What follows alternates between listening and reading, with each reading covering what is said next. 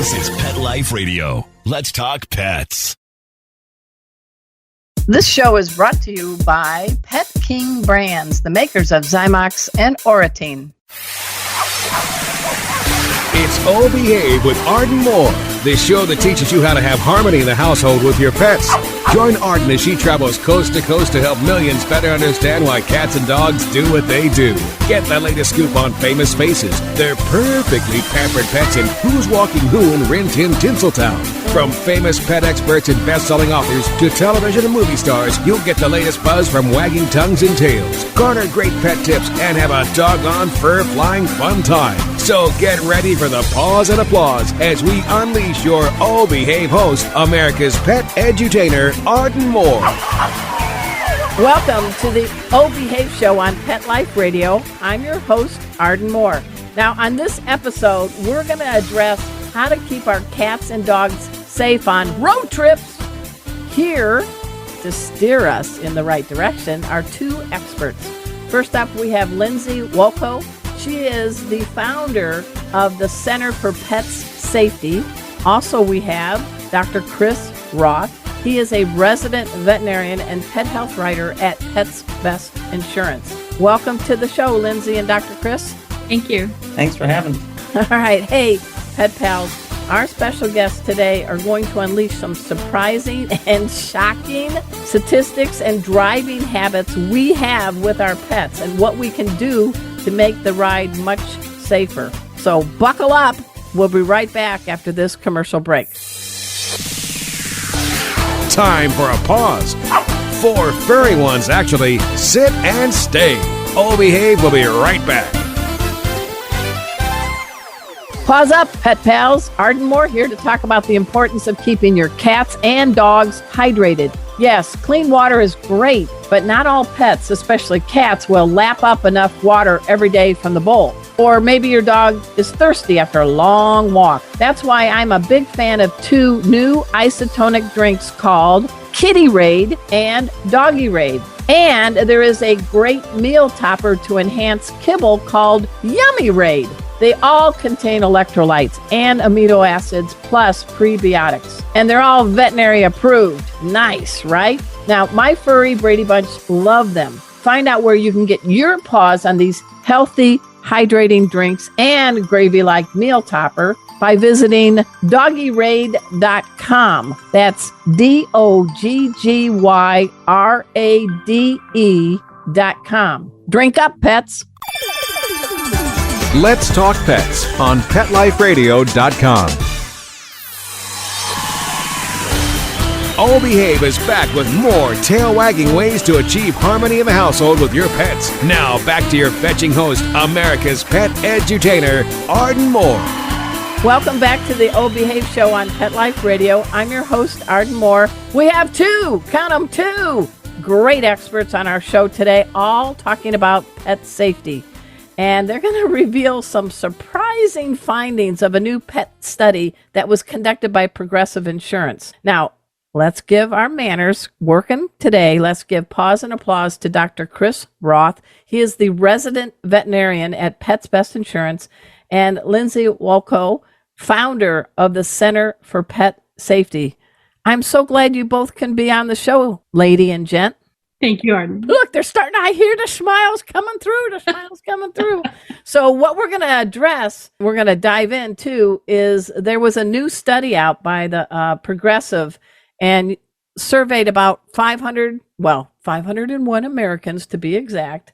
And they were really trying to pin down what are their driving habits when they have a 4-legger or 3-legger in the car with them. And I got to tell you, I had to hit the brakes. I was like, what? You know, it's bad enough we look around and there's people texting, there's people eating a messy burger, there's people putting on makeup, and sometimes doing all 3 at the same time while trying to drive. Now, let's just add pets to the mix, right? I would love to have Lindsey hop on this first. People need to know, we know about the 10 and 2, put our hands on the wheels, but we got these cutie pies in the car with us, and they can be quite distractive, correct?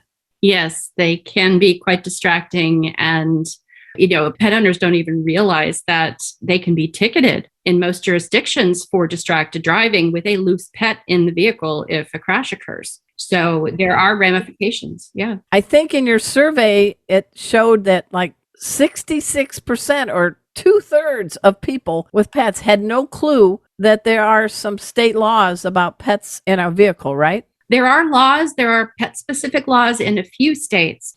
But again, any jurisdiction across the country for distracted driving, pet owners with a loose pet in the back can be ticketed under those laws, whether it's a pet specific law or not. Right. We just hope the dog doesn't chew the ticket on the way home, right? Right. And Dr. Roth, there's a lot of safety issues at bay. An untethered pet in a vehicle. You're a veterinarian. What kind of uh-ohs can happen? Well, I've seen anything from minor contusions, cuts, bruises, scrapes, to, unfortunately, I've seen pets that have passed away during car accidents, and not even major car accidents. I'm not a physicist. That's even hard for me to say. But I'm just imagining a 50-pound dog and you get a head-on collision and they come flying. That's a lot of force, isn't it? Right. And, we as people were trained to put on our seatbelts, and a dog that's even way in the back seat, or cat or any animal, is just a flying projectile, even with a minimal accident. Yeah. Well, years ago, I had a cat named Zeke who seemed to know how to unzip the pet carrier in the back seat. And all of a sudden I see him riding shotgun next to me. So I safely pulled over and found some safety pins, put him in the back seat with the safety pin. That's a smart cat, wouldn't you say, Dr. Roth? Yeah, you leave a little room in the zipper on those carriers and they'll get them open. And I kind of want to get the backstory of both of you. Let's start with Lindsey. Lindsey, you had a dog named Maggie. Tell us about Maggie and how that has led to you founding the Center for Pet Safety. So Maggie was 9 months old. She needed a home, and I picked her up from Dulles Airport and brought her home. But I didn't have enough room in my vehicle for my other two dogs and her. So while driving, she would be wandering around the car, and I didn't know where she was. And what kind of dog? She was an English Cocker Spaniel. Okay. Beautiful little dog. And I was driving on I-66 one morning. Actually, let me back up. I hope you didn't back up on I-66. Sorry. I lost my place in the story. So I stopped by a local big box retail store and I picked up a safety harness that said on the packaging that it would protect me and it would protect her if a crash occurred. So I didn't know any better at that point. I put her in that harness, and then one morning we're driving on I-66 and I had to slam on the brakes to avoid a crash. Maggie went headfirst into the back of the passenger seat, the front passenger seat. The only thing that saved her was the fact that she got her back legs tangled in the extension harness that came with that product, and it prevented her from breaking her neck. But all I heard was screaming, and I could not, you're navigating the craziness of all these cars. And I finally was able to pull over and attend to Maggie and determine what happened. But she ended up with strained hips and strained spine. She was limited in what no stairs. She was on painkillers for a while. She was young. She was. And, we started looking into the efficacy of the pet travel harnesses that were on the market at the time. And I conducted a pilot study many years later, and we've had a 100% failure rate in a crash scenario. And from there, the mission has grown. I launched the mission at that point. We were a nonprofit organization. That was in 2011? 2011, yeah. After I studied the pet industry, I joined the pet industry. I was in it for 8 years. And I'm like, we have to fix this. We have to find a way to fix this. Well, I do want people after the show to please go to the Center for Pet Safety.org. And also, you represent the pet insurance industry as well as a veterinarian, Dr. Roth, so petsbest.com. What do you think of the story about Maggie? Here's a pet parent thinking they're doing the right thing, but the harness really didn't do what it said it would do. Yeah, unfortunately, I think a lot of things aren't regulated enough out there. Yeah, I don't think the pet industry as a whole is actually regulated, right? Yeah, exactly. Exactly. I think that's a pretty common incident. I don't think it's reported very much, but as a veterinarian, I saw several pets come in. Fortunately, most of them with, minor injuries during my 29 years in practice. Hey, the survey is the big one. It's from Progressive, and it's looking at 501 Americans. For you, Dr. Roth, what's one or two surprising things? Because you've been in the business 29 years as a veterinarian. What was something alarming or surprising based on what pet parents said about their driving habits with their pets? Well, it was certainly no surprise to me that the majority of people do not restrain their pet in the car, and we definitely need to work on that. Yeah. I think that people admitted how much they take their dog and they know they should restrain them, yet they don't take the time to do it. Well, how about you, Lindsey? Why is it I see far too many dogs racing around in a vehicle when we're stopped at an intersection, or two things, two no-nos, in the front passenger seat, or worse, on your lap? It is problematic. And one of the educational points that we make as an organization, the research that we do, the testing, all of this effort can go into certifying products to make sure that they're crash worthy, right? But if you don't use them, there's a problem. Yeah. People complain about the cost, but we look at these as investment opportunities. Dr. Roth could probably speak to the costs. Oh my gosh. Associated to some That's of a these big injuries. bill, isn't it? Yeah, they're huge. And in some cases, the pets don't survive, right? So that's a huge problem. But they don't think about the rest. They don't think about themselves as the driver or the rest of their family members. And our goal is to get the products certified that will protect the human vehicle occupants. So you and your pet owning family, and give your pet the best possible chance of survival if you get into a serious crash. So it's not just about the pet. Yeah, I was kind of stunned in your survey. Dr. Roth, you might know this one. When do these accidents occur? Are we on a road trip cross country, or are we going to maybe a veterinary clinic? No, I think that is covered in the article. And most accidents occur within 10 to 25 miles of your house. Yeah. And so it makes sense that most accidents with pets in your car is going to happen in that same. And I think people say, oh, I'm going to go to the vet. It's only going to be 5 miles, right? Well, it's 5 miles there, 5 miles back, and there's always that risk. Well, I don't know if you all know, but I am known as America's Pet Health and Safety Coach. Did you know that? I'm a master certified pet first aid instructor with my dog Kona and my cat Casey, veterinary approved. That's why I feel like we all should be wearing little capes or something. But I'm all into safety. And the one thing I do teach my students, and correct me if I'm wrong, but according to a recent crash test study, the safest place to put a small dog or a cat is in a carrier that's on the floor in the back seat. So it's behind the front of the front seat and before the bench seat.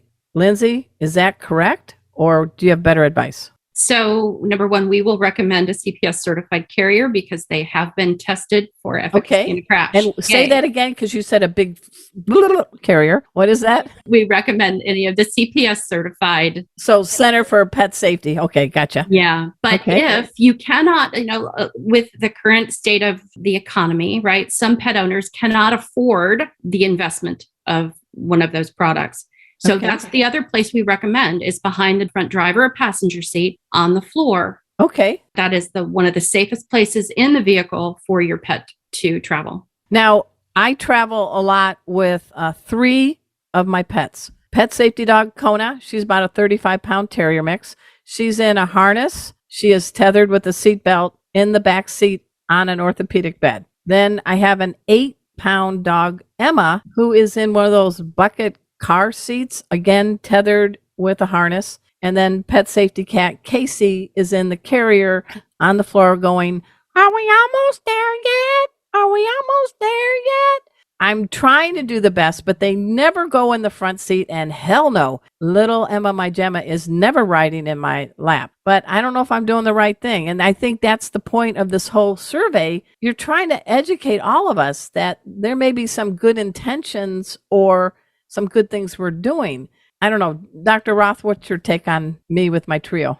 I mean, I think you're doing a great job. I think you're doing much better than probably 95+% of the people out there, thinking about keeping them safe, trying to do what you can. You have a dog and a cat. Hudson? Yeah, I have a dog and a cat. I have a new dog. He's a Labrador. I haven't updated my. Oh, who's your crazy lab? I'm sorry. Who's your lab? Piton. He's a year and a half. And Okay. you're right. He is crazy. Well, Dr. Marty Becker years ago branded Labrador retrievers as they chew till they're 2 and they shed till they're dead. Fact. So how do you travel with your pets? And I know you have a kitty cat, right? We don't travel. We don't take the cat. We put him in a carrier behind the seat if we're going to the vet, because I don't practice anymore. So fortunately, I have a lot of friends, but that do. And your cat's like, I got a vet, but he's not got needles at the house. Yeah. And the dog, we have a carrier for the dog too. Okay. Yeah. And how about you, Lindsey? How do you travel with your personal pets? Well, I have 3. I have 2 puppies and I have an older dog, and they are either crated in a CPS certified product or in a carrier. Bobbin is a Japanese chin. She's about 7 pounds. And what's the dog's name? her name is Bobbin. Bobbin. That's a cool name. Okay. Yeah. Well, she's a Japanese chin and they spin and it just worked. That's good. But she goes in a carrier and, one of the ones we've certified, and she's very safe and secure. And it's been a really great experience for her. And what about the other 2? Maddie travels in a CPS certified crate in the back cargo area. I drive an SUV. And then Henry is also in a smaller crate, also CPS certified. All right. Hey, everybody. We're speaking with Dr. Chris Roth and Lindsey Wolko. They are talking about a new study that just came out from Progressive Insurance. It's about us and dogs and cats and cars and other vehicles. We're going to dive in a little bit more right after we take this break. So you know the drill. Sit, stay. We'll be right back. Time for a walk on the red carpet, of course. All Behave will be back in a flash right after these messages.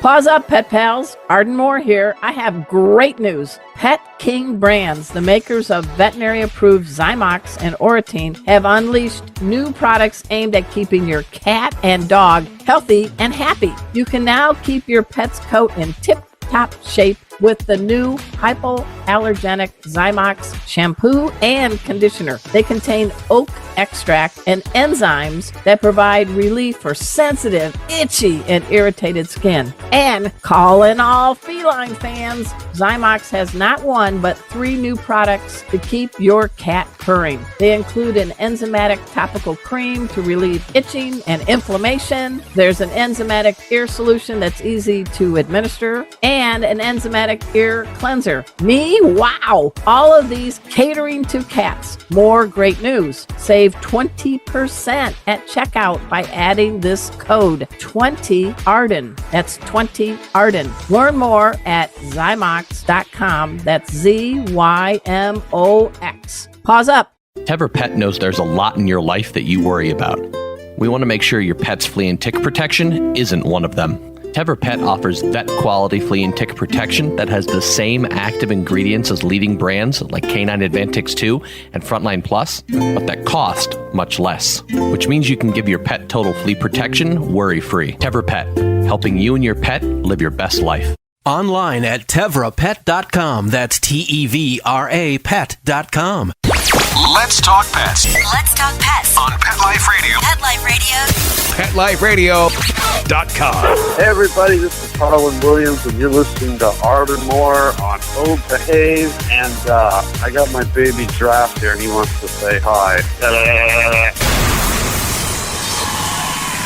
We're back from the lot. Just checked the paper and we had a record showing at the box. The letterbox, that is. Now back to Oh Behave. Here's Arden. Welcome back to the Oh Behave Show on Pet Life Radio. I'm your host, Arden Moore. Wheels, pets, from here to there. And now that things are opening up finally after the curse of COVID, there's a spike in people taking their pets on vacations, or they're traveling, or they're moving. I have done trips with my pets from when I lived in California. I've gone to Dallas. I've gone to Florida. I've made major trips, but without having safety in mind, it doesn't matter if you're going a mile or 1,000 miles. Our experts today are trying to let us know an accident can happen anytime, anywhere.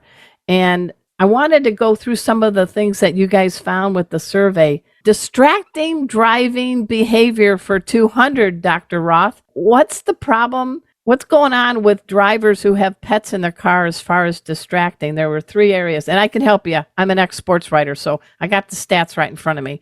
But what's your concern? What's the distracting driving behavior if we got a 4-legger in the car? What are we doing wrong? Well, the biggest thing is, how many times have you driven on seen a dog sitting in somebody's lap? Yeah. Right? What's the deal? Now, you're a veterinarian. I'm just thinking that's a hot mess, isn't it? Oh, trouble. Yeah. We got trouble right here in the driver's seat. Okay.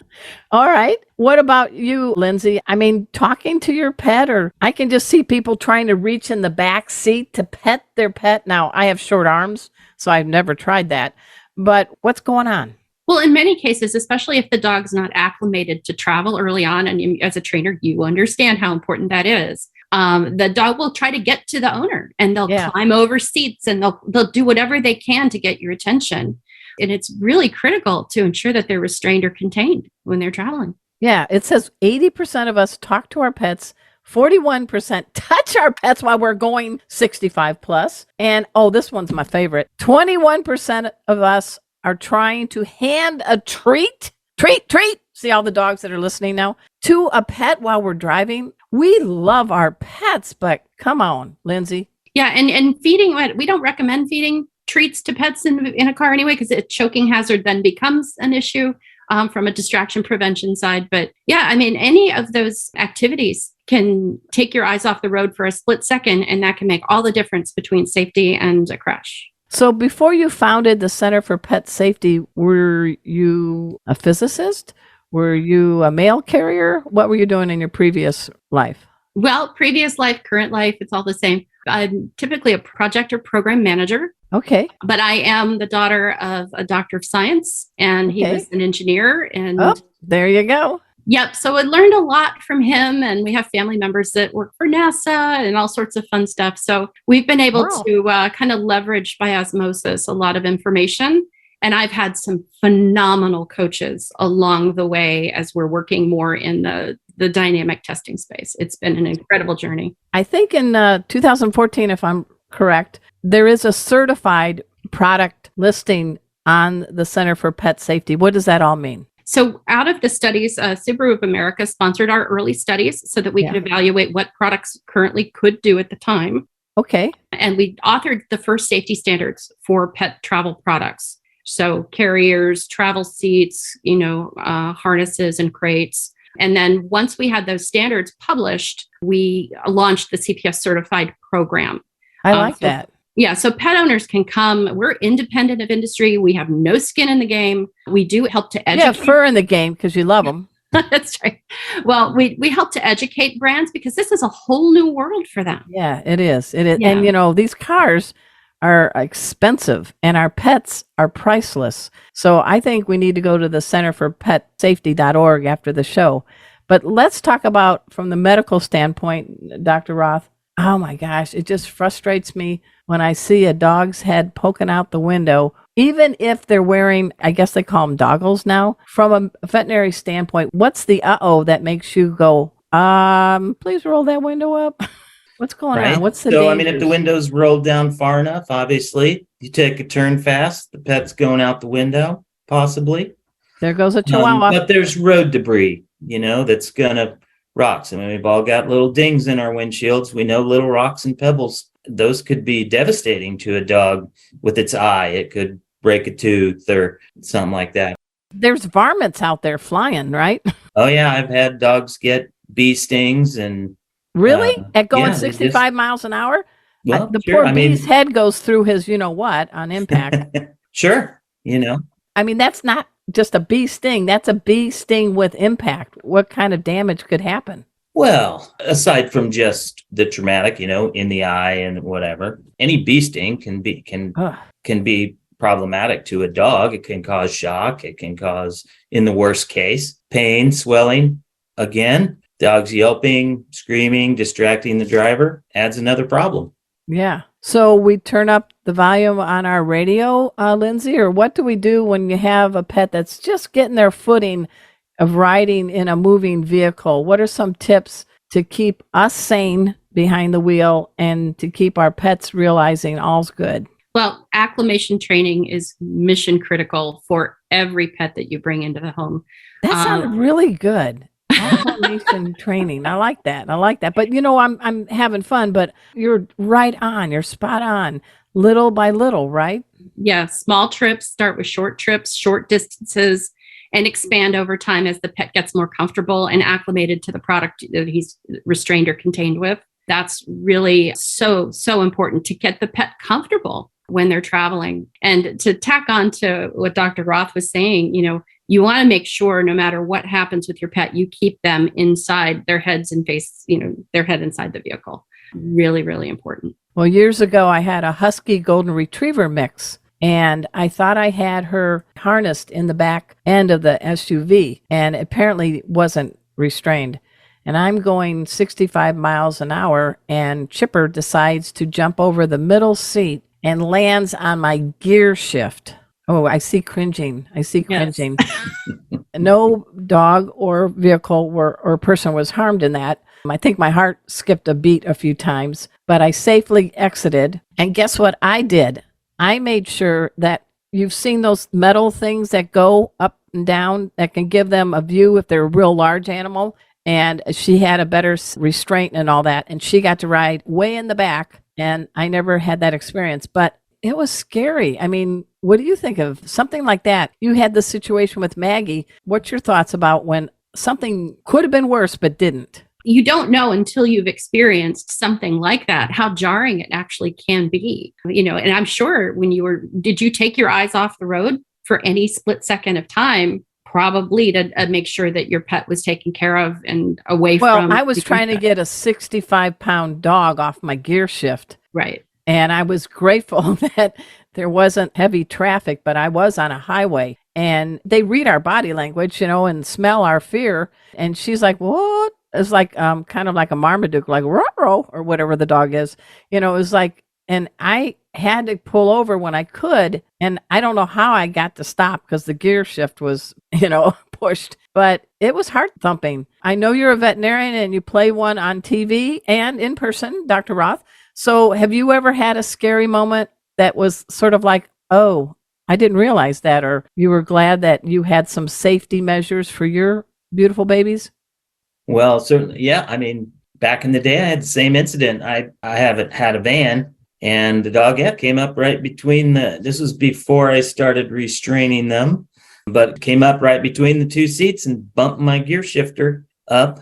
And so same type situation. Let's go with each one of you. What's the message you want to give us? We're going to put the link to the Progressive survey on the bio of the episode with you, but I think it is done by Progressive. So if you all want to check that out, please also go to the centerforpetsafety.org and check out petsbest.com. But let's start with you, Dr. Roth. What's a message you'd like to give before we end the show for all the folks? We have like 500,000 people listening, and they're not all my relatives. I mean, I think the biggest thing is that we all want our pets to be safe. We all want them to live a long, happy life, and traveling with them in the car. They just need to be restrained, and they need to be trained how to be restrained. The last thing I'll say as a veterinarian is an ounce of prevention is worth a pound of cure. Even the smallest accident or incident is going to be very expensive nowadays when you go to your veterinarian. So let's protect our pets and ourselves, and let's restrain them properly in the car. I like that. How about you, Lindsey? I'm really happy you both are on the show. Well, I echo Dr. Roth's sentiments exactly. Restrain, contain, make sure your pets are not a distraction to you. And also remember that product quality will matter. When you purchase those items, you can come to our website and see for yourself. But product quality absolutely matters because it's not only helping save your pet, but it could also save the lives of you and your passengers. I love it. Well, I love riding with my pets. They are all acclimated now to being on a road trip, and they know their spots in the back seat or in a carrier.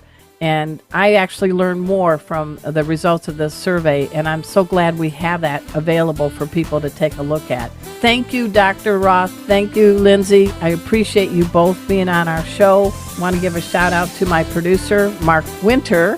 He is the Surgeon of Sound. How's that, Dr. Roth? Isn't that a cool title? Surgeon of Sound. Nice. And he is the executive producer of all shows on Pet Life Radio, the #1 pet radio network on the planet. We're going to get a satellite one in Mars or the moon someday. It's our goal. I hope you all could check out what I'm up to. Go to ardenmoore.com. I have a big ask.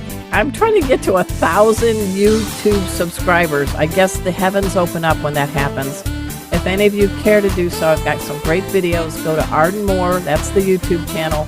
Check it out. I have a couple of new books that just came out. The Cat Behavior Answer book and the Dog Behavior Answer book, both on Amazon.com. So, until next time, this is your flea-free host, Arden Moore, delivering just 2 words to all you 2, 3, and 4-leggers out there. Oh, behave.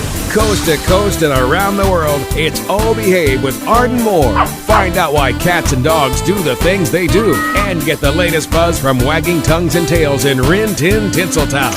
From famous pet experts and best-selling authors to television and movie stars, you'll get great tail-wagging pet tips and have a fur-flying fun time. Oh Behave with America's pet edutainer, Arden Moore.